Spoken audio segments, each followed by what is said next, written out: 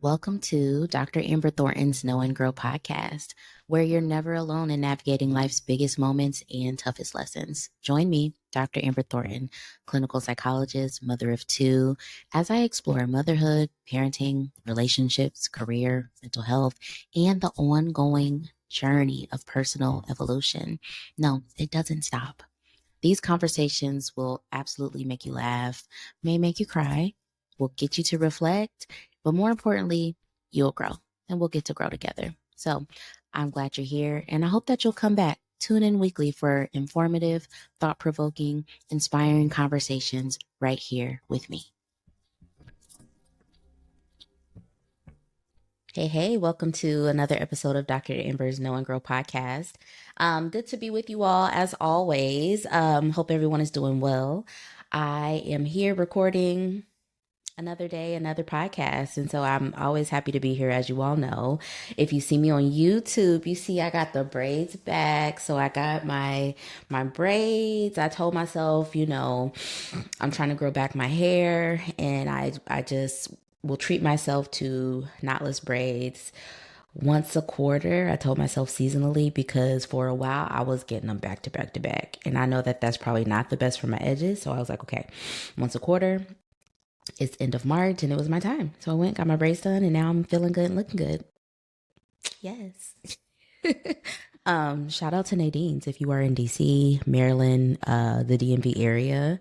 I feel like anybody I know who gets braids, or they're going to Nadine's right now. Like, Nadine's is very much taking over the braiding world in this area. And this is clearly not sponsored, but that's whenever I get my braids done, that's where I've been. That's where I got them done. So I very much appreciate them, the speediness, the quality of the work, the reasonable prices. It's it for me.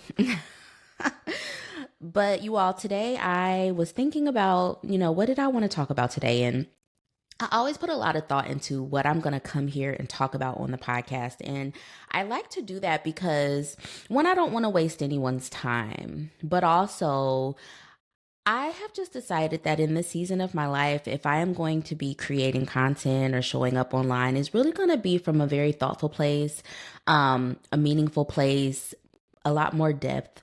I don't want to just be doing stuff just to do things. And today I want to tell a story about my decision and my husband's decision, or our decision. That's what I'm trying to say. Our decision to stop growing our family.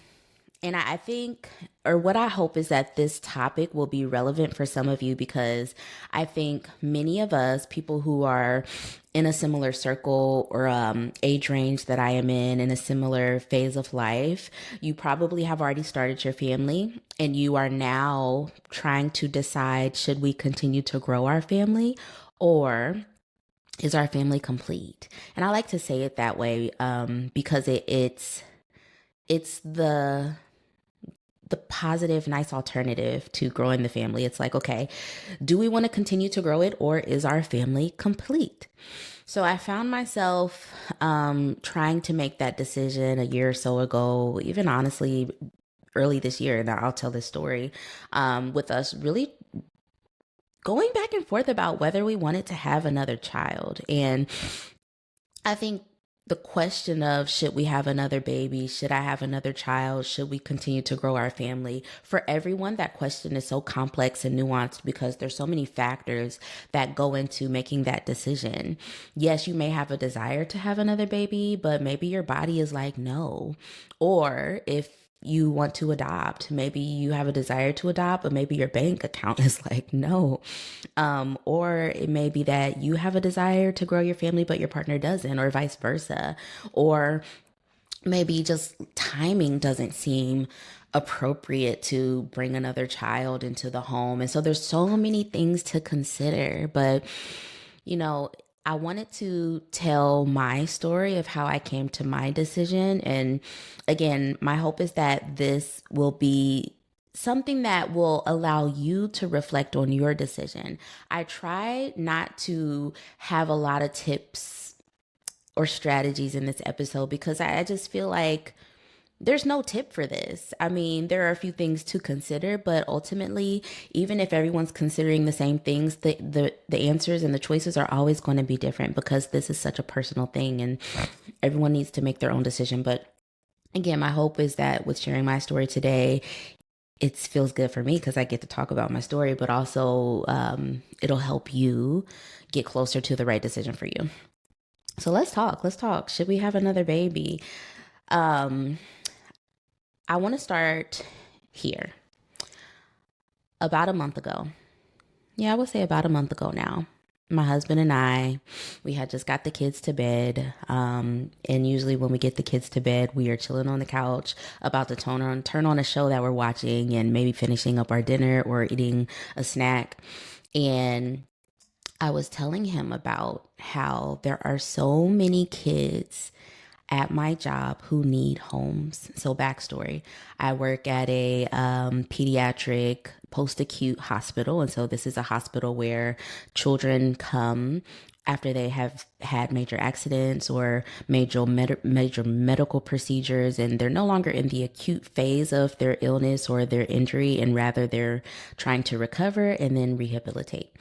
And unfortunately, do have a lot of children who come because they maybe were removed from their home. Maybe there was abuse or neglect that led to their injury or their medical condition. And because of that, even when we have rehabilitated or they have gotten to a place where they're much stronger, they still need a home. We have so many children in our facility who need homes and literally just in the hospital because they don't have a home. And there are children there who are my kids' age. And so it often just leaves me thinking, what does this mean? And what does it mean for me to be interacting with this, right? So I was just telling my husband about that. And then it got us talking about the idea of bringing a third child into our home, into our lives. We really allowed ourselves to just dream. Like, we didn't really talk through like the cons or the reasons why not. The conversation was just kind of refreshing because it was, here are all the things that could go right. Here are all the things that could be beautiful about bringing a third child into our home. And here are all the ways we could do it. If we didn't want to actually have a baby, we could adopt, we could foster a child. There's so many ways that we could bring a child into our home to expand our family, but then also give the gift of love and stability and nurturing to another child. We talked about all of that. And I loved that conversation because typically when I'm thinking about this topic, there's often a lot of fears for me around it. What if something happens to me physically because I'm pregnant or giving birth? Or, what if we don't have capacity to handle a third child, both financially, but then also physically, mentally, emotionally? What if the kids don't adjust? There's a lot of fears around the decision to expand your family. But this conversation was just so nice because we got to just dream about all the things that could go right and that could go well when deciding to expand your family. It really took me back to the early times of when I was growing my family or when we did start our family and how good that felt. And I think many of you can really resonate with that. It feels good to be in that early phase where maybe you are trying to get pregnant or exploring the options of starting the process. Maybe you are pregnant, maybe you just got pregnant, maybe you're in your second or third trimester. You're doing all the things, you're buying all the things, you're trying to prepare. Yes, it's a stressful time. Yes, for many it's a painful time, a very uncomfortable time, but there is some beauty and just a specialness to that process. And I'm so lucky that I was able to go through it twice. So we allowed ourselves to dream that night. We talked about all of the pros and all the things that could go well. And then at the end of the night, we were like, okay, clearly we can't make any decisions today. Let's pray about it. Let's think about it. Let's keep it in our minds. And when the time is right, we'll know if this is the right decision to make. We agreed on that. And I took that very serious. And so throughout the following week and into the month, I really focused on, okay, God, universe, should I grow my family? Is there space and room here for a third child? Is this something that we should do? Is this something that is for us to do? And I tried to be so open about this. I tried to be so open, and I went through the weeks and the months just really, really, really asking and looking for any signs or clues, or even within me, not just externally in my world, within me, how does it feel when I really stop to think and to dream about this third child? Now I want to backtrack a bit because I want to let you all know where we started when we even decided we wanted to have a family. So we got married. We always knew we wanted to have kids. It was like, get married, have kids. That was always the plan. And when we first talked about it, when we got married, how long has it been now? Almost 7 years ago. Um, my number was always at least 2, and his number was 3. And so it was like, okay, at minimum, we know we're going to have 2 kids. And a third one, we'll just kind of see what happens. I'm glad we left it open because I think, again, something to consider or keep in mind with the decision or the choice to grow your family. It does need to be one that's flexible and one that has space and room for changes, because as you become a parent and get deeper into the journey of parenting, your mind might change, your emotions change, your capacity changes, and so these decisions might change, right? So his number was 3, my number was 2, and we just were like, okay, let's start life. Got married, we had our kids, we knew we wanted to have our kids back to back. Because I always wanted my kids to be close, and so for us, that 2-year age gap, perfect, 10 out of 10. I highly recommend, by the way. If this could be a sponsored section, it would. I know it's hard, that 2 under 2 life, but I love how close the kids are, and I just don't know if they would be that close if there was a bigger age gap. And I'm sure there's probably people who are listening to this like, oh, my kids have a bigger age gap and they're super close. So let's scratch this. Let's pretend I didn't say that, because everybody's different. All kids are different. But for us, that 2-year age gap has been amazing. I love it. Love it. So we had our 2 kids, and what I noticed about myself was that with my pregnancies were super easy. Had a few things pop up that were not ideal, but got through them. The toughest part was having a C-section for both kids. Definitely not something I had planned for, because I don't think most people don't plan for a C-section. Again, now I'm realizing, yes, there are some people who do plan for C-sections because of medical reasons or just preference, or maybe you had your first C-section, the second one you're going to plan. But for me, I never wanted to have a C-section, and I ended up having a C-section for both.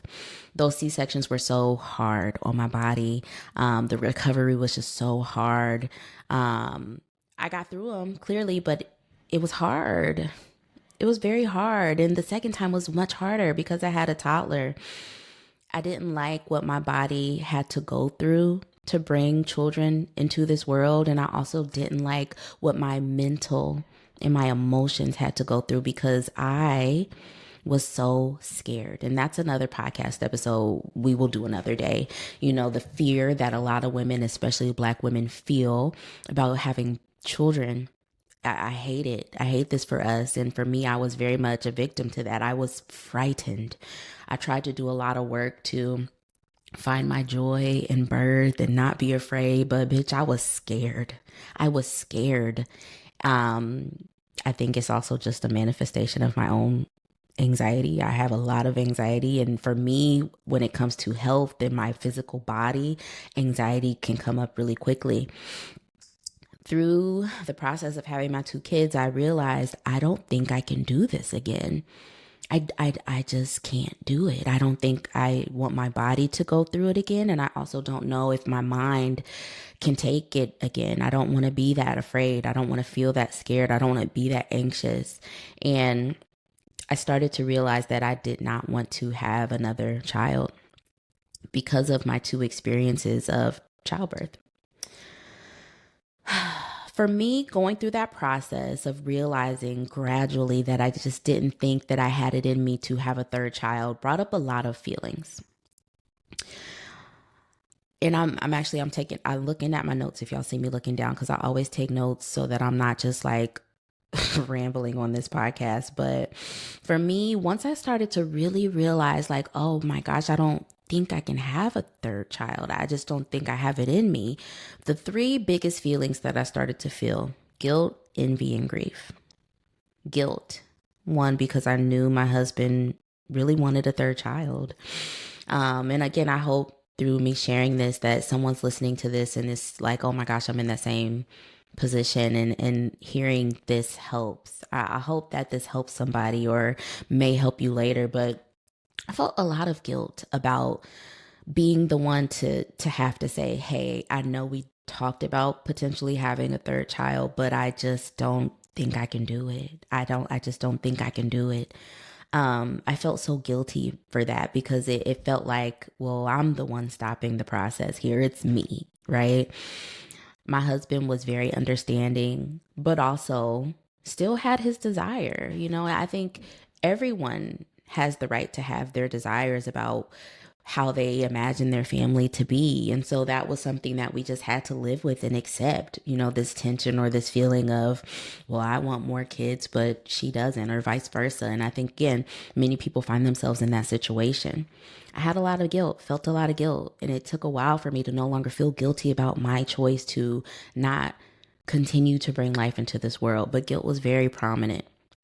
Envy was also something I felt. And I will say that I was deep in my envy about other people growing their family maybe about a year ago. And I think this is something people don't talk about because it feels so wrong, right? It's like, well, how could you not be happy for your friends or your loved ones if they're doing something positive or going through something? But like, you guys, we're human.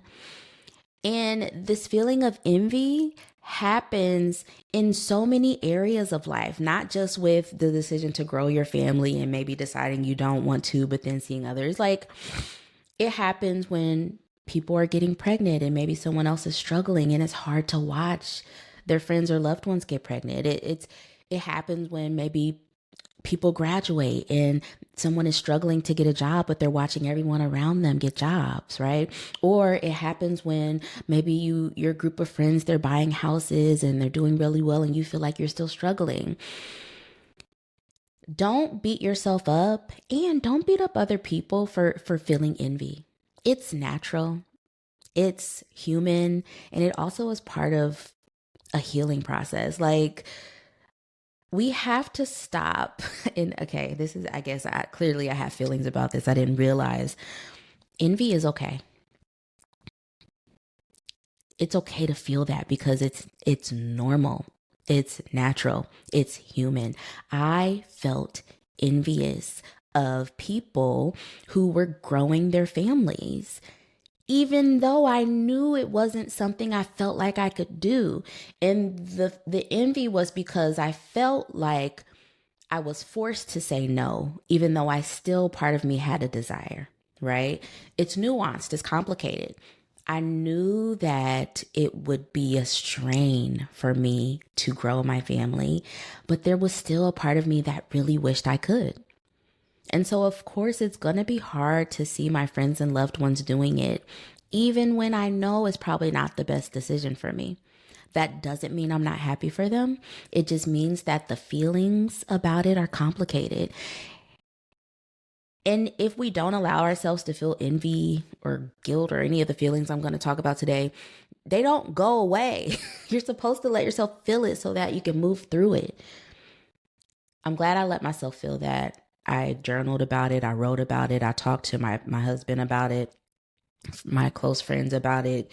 Just that feeling of, it's hard to watch other people getting pregnant again and having more babies because I'm still in between and just not completely accepting of my decision. Another feeling I felt big time is grief. No, I won't say nobody. I'm sure there's someone online talking about this, but I do think it's something we should be talking about more, or at least hearing about more, because no one really warns you of the grief you start to feel once you get closer to that decision or that realization that your family is complete. having a complete family is such a beautiful thing. That's a really good thing. But there's also grief because something has ended. That period in your life, that journey of growing your family, of having a new family, it ends. Yes, it brings on a new phase of life, and I'm really enjoying this new phase, y'all. We will talk about that at the end, but I am no longer in that phase of bringing in new life to this world. I'm no longer in the business of making babies. And there came some grief with that, knowing that this journey, this part of my journey has ended. If you feel that, that is normal, that is natural, you are human, it's okay.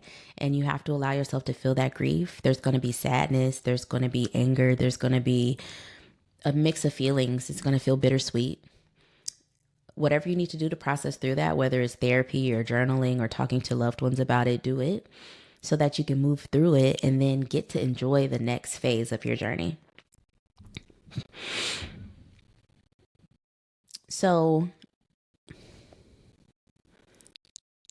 I actually want to go back to the original story.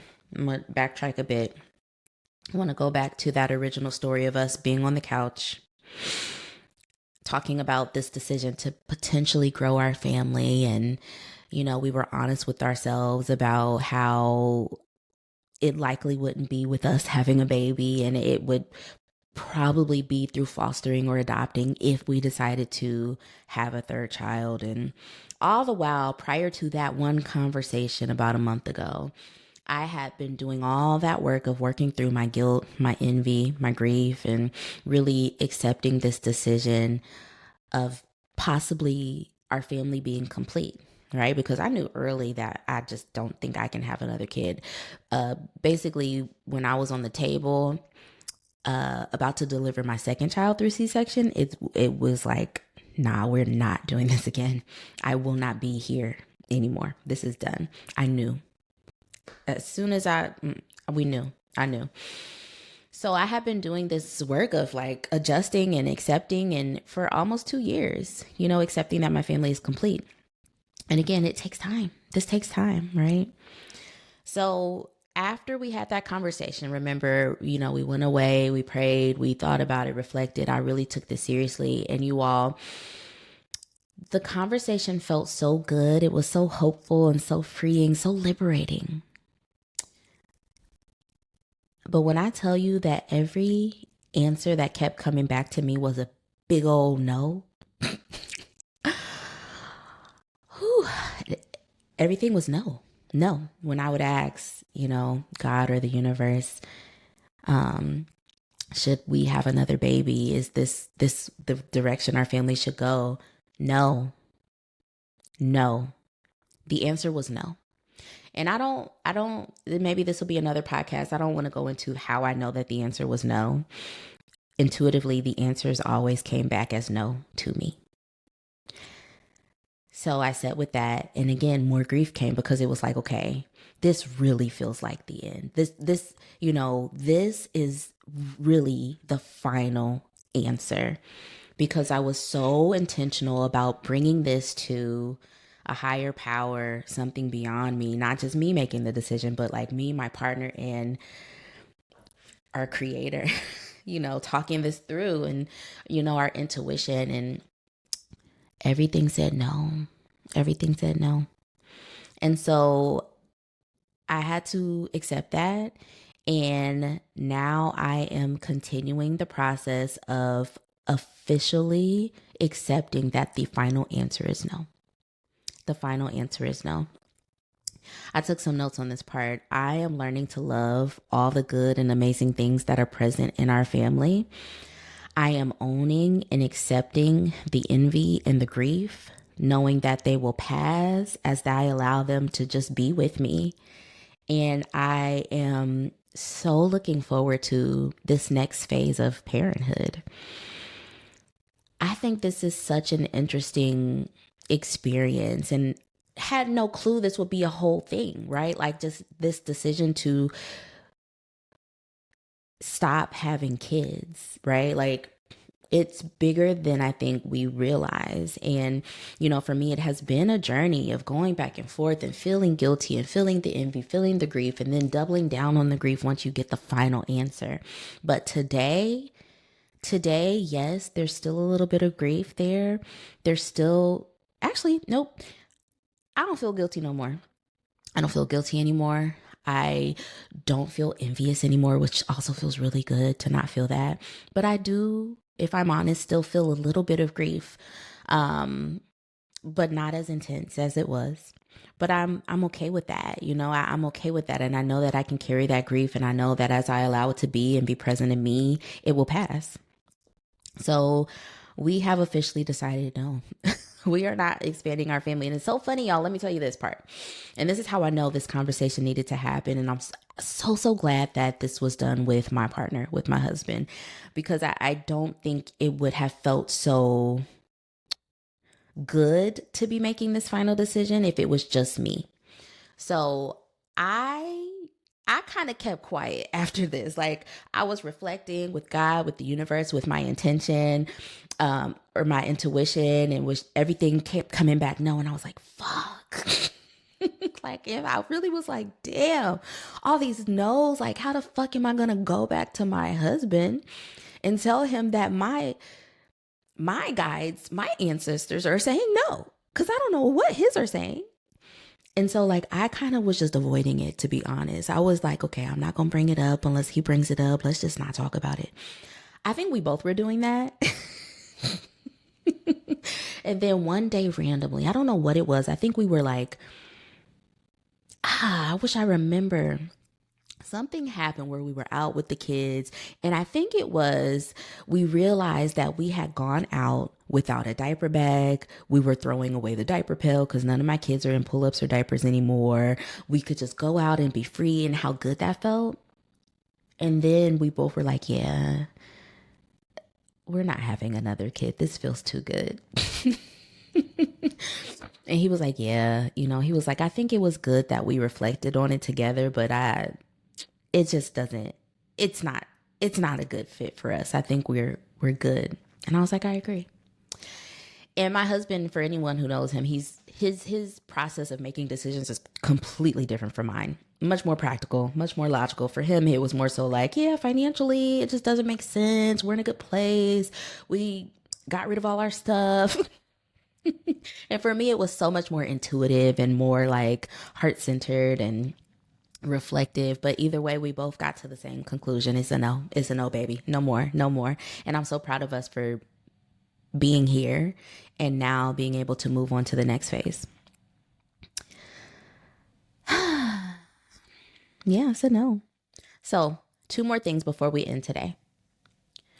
I want to share with you all, again, I told you there's not going to be a lot of tips, not a lot of tricks or strategies here, because I just think this is such a personal process that everyone has to go through. But I do want to share 4 things that I think helped me get here. And when I say here, I mean helped me get to the place where I actually feel good about my decision. And so regardless of what your decision is, whether your decision is a yes, let's keep going, let's keep growing our family, or whether your decision is a no, these are the 4 things that helped me get here to feeling good and 100% about my decision. One time, because if y'all followed the story, I started to realize I didn't want to have a 3rd child when I was being cut open to have my 2nd child.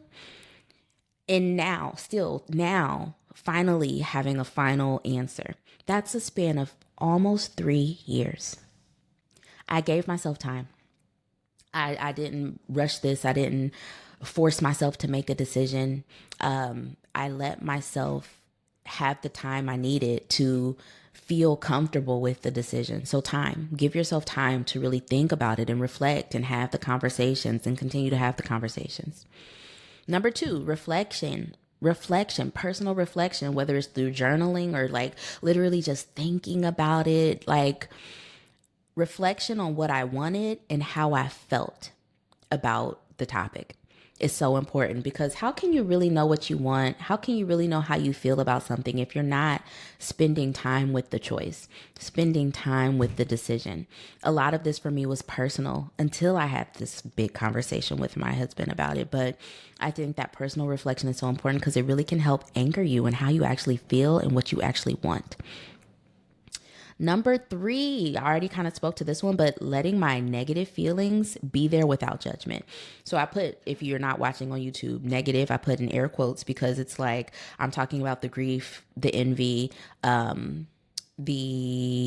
was the other feeling? Guilt. But there might be other feelings that other people might feel that are like negative potentially, but these are not negative feelings, they're feelings.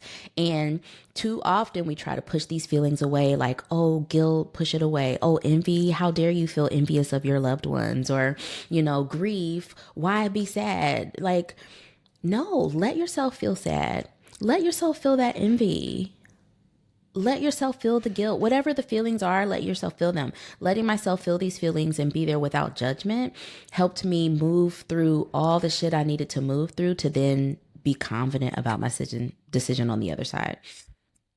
And then lastly, I think the big thing that helped me this time around with this decision being the final answer is that I got to have it with my partner. Because what I realized, I do so much reflection and I think about things, I feel my feelings. But for this, it didn't really feel like I was really okay with it until we were both okay with it. Being on the same page, being aligned with the decision like that made all the difference, made all the difference. And so I'm so grateful to have a partner who aligns with me on some things, not all things. Let's be clear. Some things. I'm glad we were able to align on this. That helped me a lot. It helped me a lot. So, this is what I want to do for you all. I know there are probably some people who are listening. We're at the end of our episode and they're like, okay, but I still need more guidance. I still need like some help to figure out what I'm doing. Like, should I say yes? Should I say no? I just don't feel like I have enough information, education to provide you with helping you other than what I've already given you. But I will do a tarot reading for you. So for anyone who is interested in that, if you are in this situation and you're trying to decide, should I grow my family? Should I not? Let's do a reading real quick. And we'll help you decide. Okay, we're back. So, the reading I want to do is called Advice from the Universe. It's one of my favorite readings to do. As you all know, I am still new to tarot, and my journey with tarot is something I've always been interested about, intrigued about, received so many readings, but it was just like, could I actually do this myself? And I decided, yes, I could do it. So I'm doing it. So I like doing this on the podcast. So thank you all for letting me do this. Okay, so my deck here, for anyone who is interested, I've shared this before, is called the Kaleidodope Tarot deck. So what I'm going to do is I'm going to pull 3 cards for this one, and it'll just help to give you some guidance and some things to think about. Again, this reading is called Advice from the Universe. So the first card that I pull will be about the situation. So it'll kind of describe the situation you're in. And again, we are talking about your decision to have more children and whether that's something that you want to do, need to do for your family. So the first card will describe the situation. The second card will be a new perspective to take. So that card is what the universe wants you to know or how they want you to be thinking about this situation. And then the third card is action. So the third card will be action to take and how to approach moving forward. All right, so let me shuffle the deck. I'm shuffling. I just hope this is helpful. I really do. I hope this is helpful for some of you. And I actually did not have my tarot deck when I was going through this myself. Otherwise, I would have absolutely used it. But I was not yet ready for tarot. So, yeah, that's that. Oh gosh. Okay. I'm gonna shuffle one more time. Y'all know last time I did tarot on the podcast, the shuffling is serious. Also, so I'll say while I'm shuffling, because I am new, I am still in the process of learning the cards. And so for some of them, I might refer to my book to better understand what the card is saying. But even better if I could pull some cards that I know.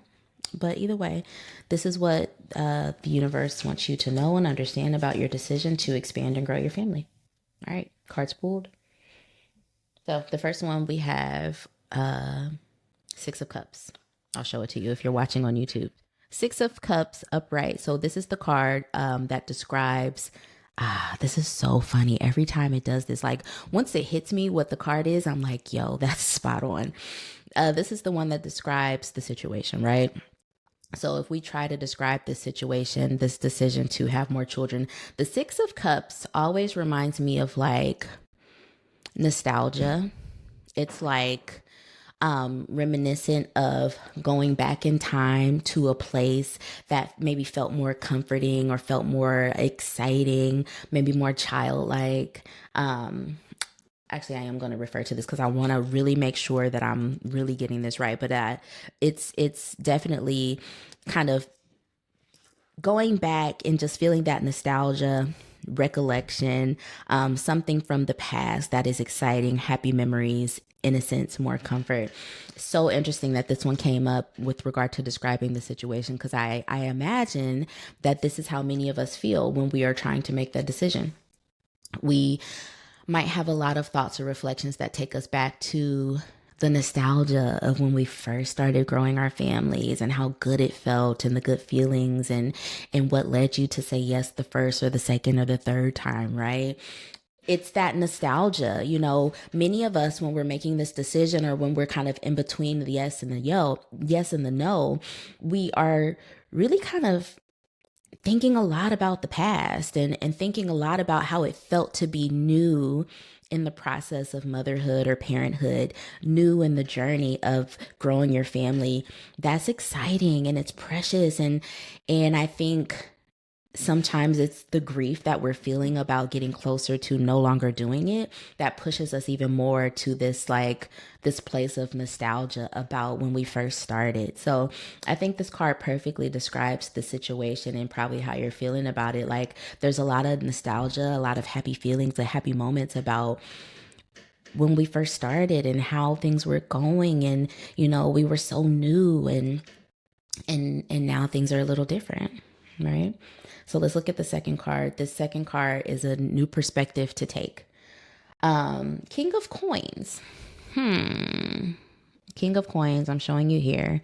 This is interesting. I definitely want to look to see what this is meaning because I always get a little confused about the suit cards, like the king, the queen, especially the king. The queens, I feel like I understand a lot better, but sometimes the kings kind of confuse me. I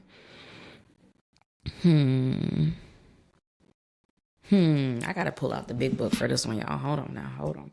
This is a new perspective that the universe is wanting you to take about this. Let me find it. Let me find it.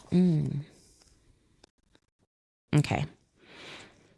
So the King of Pentacles or the King of Coins can represent a person with financial stability, generosity, and drive.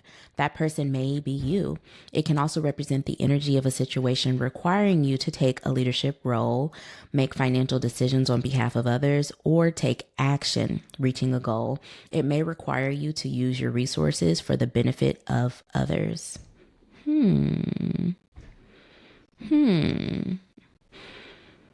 Interesting. I'm gonna read this other part. You are feeling healthy masculine energy within yourself and around you, perhaps through a supportive father figure, your own father figure, or the father of your children. You're looking for ways to be more generous with your resources, whether it's funding causes based on your passions or spending more time with people in need. This is interesting. I I would be so curious to hear what's coming to y'all when I'm reading this, because it's like I can only hear what's coming to me, but everyone, when they hear this, it's going to be something different for you. So for me, this is like it's saying, when you're making this decision, the universe wants you to take this new perspective of taking more of a leadership role, or a more active, directive role in this decision. It also may be telling you to be mindful about the financial aspects of this decision. I think it's also saying think more about like structurally, systemically, financially. Think about your resources with this decision. It might also be saying to kind of take your feelings out of it a little bit. I think that's what's also coming to mind for me, because again, we talked about in this whole episode, this is such an emotional decision.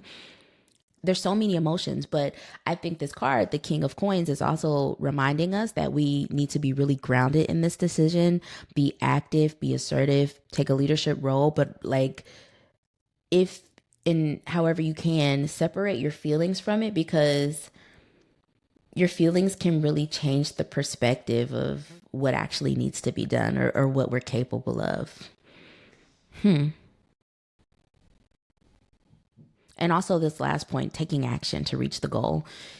It might be that you were kind of sitting and waiting. And this card really is like move, that healthy masculine energy, right? It's like take action, more directive, more assertive, be the leader, like guide this decision.